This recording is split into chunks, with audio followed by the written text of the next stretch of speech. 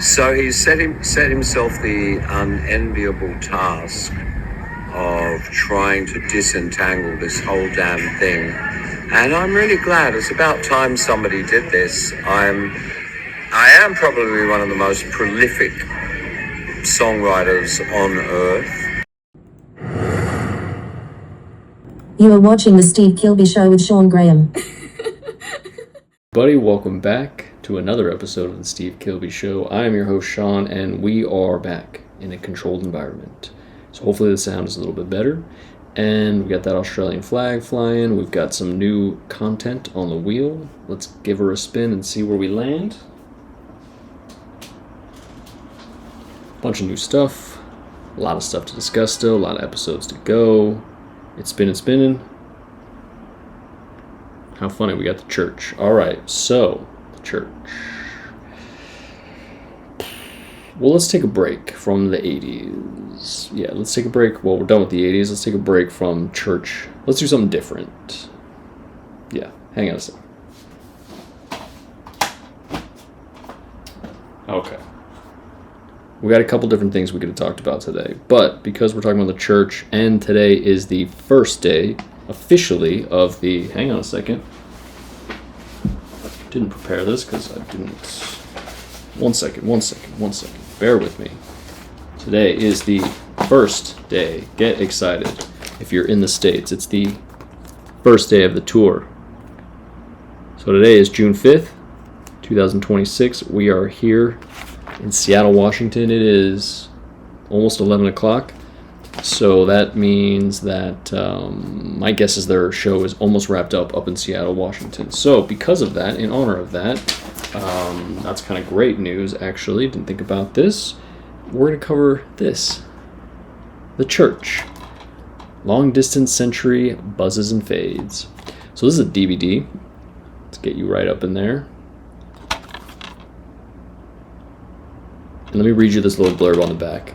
It's long. Maybe I won't read it all to you, but just you get the gist. In 1990, I bought a newfangled Super 8 camera and filmed bits and pieces of a world tour that took in Australia, Europe, and North America. The tour started in April, ended in August, and was over 60 gigs played in all. We were touring in support of our latest album, Gold Afternoon Fix, recorded here in Los Angeles, California, which was only doing moderately compared to the previous record, Starfish. Richard Plug, no longer in the group. What else we got here? They got their guest drummer, New York musician J.D. Doherty. Can't say his name. What else we got in here? Well, anyway, there's a nice little blurb here on the back. But the takeaways from this are it is a DVD.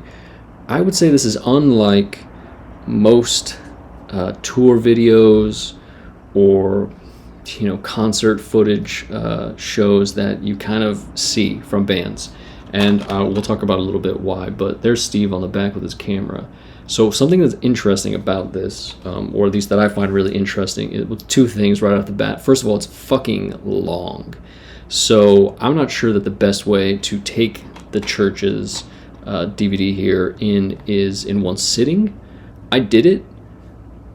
I maybe needed a couple more cocktails, because by the end of it I was like, I get it, but I should have spaced it out because I think I would have enjoyed it the first time more. Now, I do find it really enjoyable to have on in the background and kind of tune into certain parts of it or go back and watch things over again, because it is really interesting in that it is told from Steve's perspective the whole way. So obviously the title, Long Distance Century Buzzes and Fades, comes from Grind, which is a song on Metropolis, which is a song on Gold Afternoon Fix, of course, the album that they're touring at the time.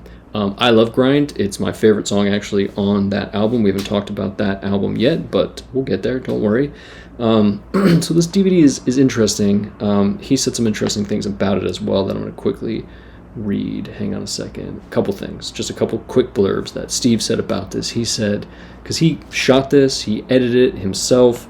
I think this is a limited edition DVD. You used to be able to get it through him directly, and that's actually how I got this. The very first time I saw them, which was not long ago, again, I've said this before, but I'm very late to the game in seeing them live, so 4 years ago was the first time I saw them actually in concert.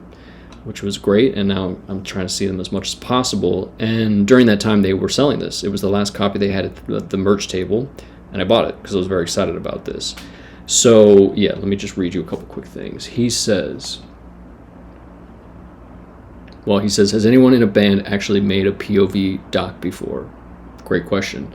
I'm sure that's probably a thing that's happened, or at least part of, but this is mostly fully from his perspective.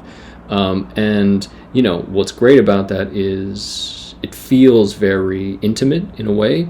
You know, you get like a lot of scenes of them rocking up to a hotel.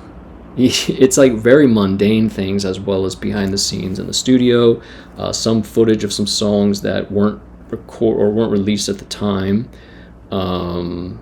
You know, it's kind of interesting in that there's lots of them ordering at restaurants. It's possible that they could have called this, has it got any meat in it? I feel like that's something he talks about on one of his blurbs, but obviously with a couple of vegetarians in the band, they were frequently asking, has it got meat in it, at all these different restaurants around the world, which is very funny. That's a battle that they had. My sister is a vegetarian for a long time, her and my brother-in-law and nephew, and they I think struggle sometimes as well with that, which is crazy. It seems like in today's day and age, at least to get a variety of food options, it's easier than it probably used to be in 1990 when Steve was filming this video. So that's great. You know, the live sound quality in this DVD, because it's on Super 8 camera, is not great. I'm a big fan of Super 8. I love the way that it looks. Will, the host of this channel, is a big Super 8 fan as well, and I highly recommend, I'm not sure actually via YouTube, but he has a lot of great Super 8 films. I really can't recommend them enough. Maybe he'll post a link to his Vimeo page up here. I'm not sure if that's something he's comfortable with, but they're really good documentaries and short subject feature narratives and stuff that he's done that are really great. Anyway, that's a side tangent just about Super 8. Very expensive these days, but it is wonderful and great to see here in this format from, you know, a big band at the time, right? They were coming off Starfish, which was a huge record for them. Gold Afternoon Fix was kind of a letdown, but the people are turning out. They're playing big venues across the world and in this big continent, multi-continent tour. And again, you know, you're seeing it from his perspective, which I think is really interesting. So, you know, here's the guys, snapshots from them. Here's the inside there. Again, very long, 3.5 hours long is long, but there's a lot of cool stuff in here. Something else he says about it. Let's say he says, sit down to eat with us, check in with us, have a look around our room with us, get on the bus with us, Gus, hang backstage and have a drink and smoke. There's plenty of that to go around. Watch us play from the side of the stage and feel the sheer mind-numbing surrealism of touring. And I feel like, again, like there's something very honest about this documentary, live footage, behind the scenes, in the studio, kind of, you know, album making of DVD that you don't really get very often. And, you know, this isn't a time that this kind of stuff wasn't accessible or as easily accessible where you could just film something on your phone and post it that same night, right? So he shot all this stuff on Super 8, how to get it processed, and then how to edit it together and then get these DVDs made, which is kind of crazy. So, you know, he talks about how he wishes he could jump back in and smack this kid around that, you know, he sees himself at the time when he was editing this, which was like 23 years, I think, after this tour, you know, wishes he could go back, like we probably all do a little bit, to kind of correct some of your old behavior, right? Make yourself a little bit better, kind of get with the program sooner. But, you know, that's also part of the charm, right? And I think he says that it's pretty much, you just have to laugh at it, right? So, again, this is a very interesting piece that I would say is not for everybody.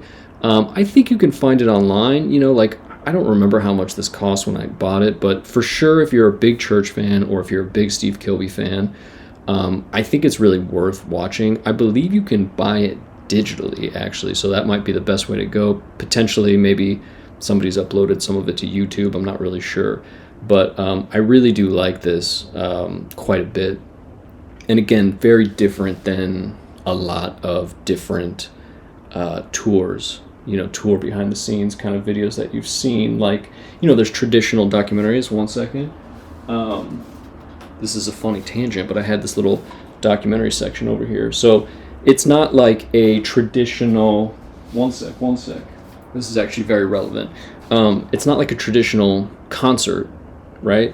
Which could be this Powderfinger and Silverchair Across the Divide tour. This is like a more standard, concert tour. Silverchair, one of my favorite bands, of course, from Australia as well. Powderfinger, of course, the current one of the two guitar players in the church currently is Ian, guitar player from Powderfinger, so relevant there. This is like, more standard fare, right? You could do a straight up more documentary, which this fantastic Colin Hay, Waiting for My Real Life. This is a great documentary, by the way. Colin Hay, the lead singer of Men at Work, if you don't know. I very much recommend this if you're looking for a good documentary about somebody. I think this is a very fantastic documentary. Again, in that same kind of thing. Autoluminescence about Roland S. Howard is fucking fantastic. Another great documentary. Sirens, because it's Los Angeles on a Friday night. Hopefully they're not rushing up to Seattle to the show. So those are like more standard things, right? Whereas this church, standard documentary, standard concert tours. Whereas, you get something with this church documentary that's a little bit different, right? Because it kind of, again, it's that POV thing. You're getting Steve's sort of perspective visually. About what's happening with the band at the time. You would say probably at the height of their fandom, And again, it's not like, this is funny that I have, strangely, I've got this Slim Dusty movie, which you can't see because I've got some notes on it, but this Slim Dusty movie documentary is kind of like 20,000 Days on Earth, the Nick Cave documentary, which are a little bit more fabricated, right? Those are like kind of mixed with fiction and reality, which again is kind of interesting, but not as similar as this documentary in particular. And another really, really good one is this One More Time with Feeling about Nick Cave. That's fantastic. And also this Mutiny in Heaven birthday party documentary, which I highly recommend. Anyway, I just happen to have this stack of Australian movies. It's a very stupid tangent to get on the side of, but only really to compare. Again, like, I think that this is I want to say it's for real, like, completist only, almost, because it's such a odd thing to sort of watch and spend 3.5 hours watching. But I really liked it, and I do find it nice to go back to and kind of just put sections on during, again, you see them at the height of their sort of touring power at at much larger venues. It's worth seeing for sure. However you can see it, I recommend checking it out. Long Distance, Century Buzzes and Fades, a film by Steve Kilbey, edited by Steve Kilbey. This little blurb on the back from Steve Kilbey. This is the Steve Kilbey Show. I'm Sean. I've rambled enough for the night. I'll see you soon. And again, thank goodness the church tour is finally here. We're finally here tonight. They're in Seattle. They're going to be here next week in Los Angeles. I can't wait to see them. Hope to see you out at a show soon. Get your tickets. Have a good night. So he set himself the unenviable task of trying to disentangle this whole damn thing. And I'm really glad. It's about time somebody did this. I am probably one of the most prolific songwriters on earth. You are watching The Steve Kilbey Show with Sean Graham.